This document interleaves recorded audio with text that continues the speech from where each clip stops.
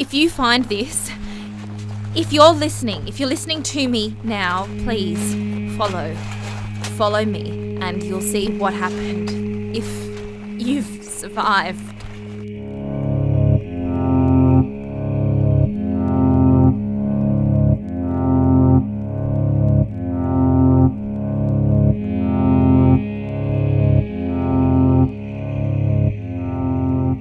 What makes Orbit site-specific is the fact that it was written particularly for the McClelland Sculpture Park.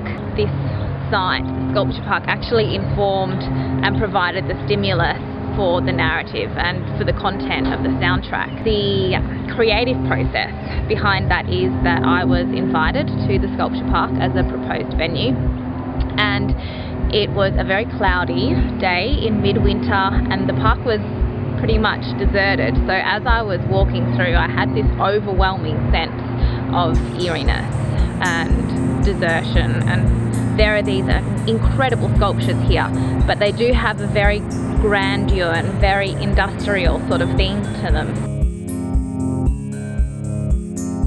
So from that experience came this narrative set in the future where Earth is deserted because the human race has been forced into orbit.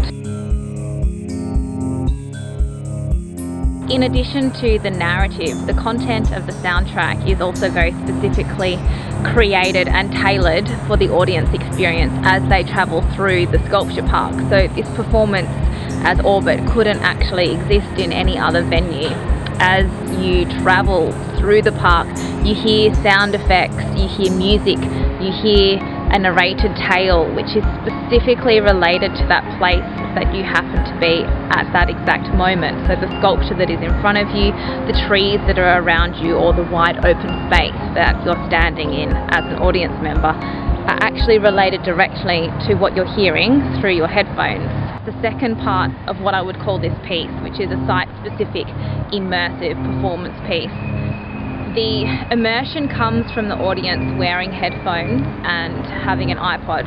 What happens is they hear this tailored soundtrack through their headphones in a way that's very intimate and which immerses them in the story. They're actually required to be a very active audience member in this piece, because listening to the narrator and following the narrator's instructions and directions, they're asked to travel through this place physically.